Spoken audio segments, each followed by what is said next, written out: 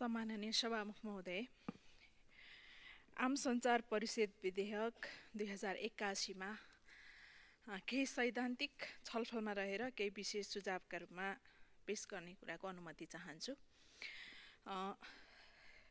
यो विधेयकको प्रस्तावना या सुरुवातमै यो स्थापना गर्नुको मूल उद्देश्य जसरी उल्लेख गरिएको छ, स्वच्छ मर्यादित जवाफदेही पत्रकारिता विकासका लागि स्वायत्त नियामक निकायको रूपमा मिडिया काउन्सिल या यो नाम परिवर्तन भएर आम सञ्चार परिषदका रूपमा आएको छ।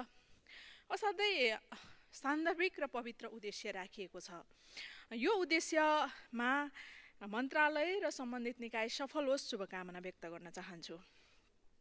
हामीले यी विषयहरू उद्घोष गरिराख्दा स्वनियमको प्रवर्धन गर्ने गरी र जवाफदेही पत्रकारितालाई विकास गर्ने गरी जुन पवित्र उद्देश्य राखेका छौँ, यसलाई स्वागत गर्दै गर्दा यस्ता खालका संस्थाहरूलाई आफ्नो भूमिकामा, आफ्नो संस्थाभित्रको संरचनागत विषयमा र सङ्गठनात्मक विषयमा आर्थिक स्वायत्ततासहित सङ्गठनको संरचनागत व्यवस्थापनको विषयसहित र संरचनालाई विस्तार गर्ने विषयसहित स्वायत्तता दिनुपर्छ, ताकि उसले स्वतन्त्र भएर काम गर्ने कुरालाई थप फराकिलो बनाउन सकियोस् भन्ने विषयलाई पनि ध्यान आकर्षण गराउन चाहन्छु। र यसमा नियुक्ति लगायतका चाहिँ प्रावधानहरू जसरी व्यवस्थित गरिएका छन्, यसलाई थप प्रष्ट पार्नुपर्छ होला। अल्मलिने गरी व्यक्ति केन्द्रित जस्तो गरेर ल्याइएको छ भन्ने जुन टिप्पणी छ, व्यक्ति त नियुक्ति हुने व्यक्ति नै हो, तर राखिएका प्रावधानहरू चाहिँ किटान गरेर स्पेसिफिक त्यो विषयसँग सम्बन्धित र पदलाई न्याय हुने गरी अनुमान गर्न सकिने गरीको, उसको कार्यक्षमता योग्यताको अनुमान गर्न सकिने गरीको भयो भने थप बलियो र प्रभावकारी हुन्छ भन्ने विषय अनुरोध गर्न चाहन्छु। त्यस्तै यसले नियामक र न्यायिक अधिकारहरूको समेत प्रयोग गर्ने सङ्गठन यो संरचना चाहिँ त्यो सङ्गठन भएको हुँदाखेरि त्यहाँका प्रतिनिधित्व र सिफारिसहरूलाई व्यवस्थित र वैज्ञानिक बनाइन जरुरी छ।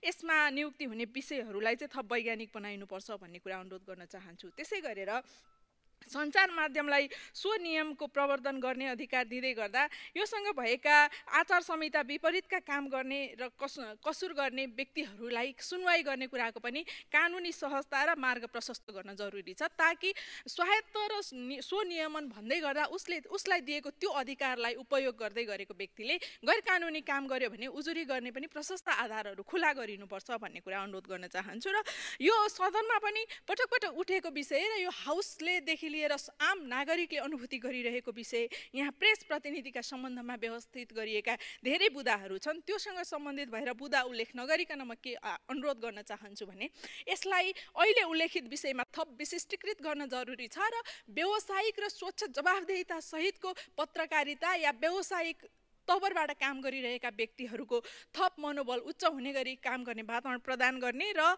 गैर कानुनी रूपमा काम गरेर अथवा गैर कानुनी जोडकोणबाट काम गर्न खोज्ने प्रवृत्तिलाई निरुत्साहित गर्ने गरी यो विधेयक अगाडि बढ्नुपर्छ। यो विधेयकले स्वायत्तता प्रवर्धन र उत्तरदायी सञ्चार माध्यमलाई थप प्रोत्साहन गर्न सक्छ भन्ने विश्वासका साथ शुभकामना व्यक्त गर्न चाहन्छु। धन्यवाद।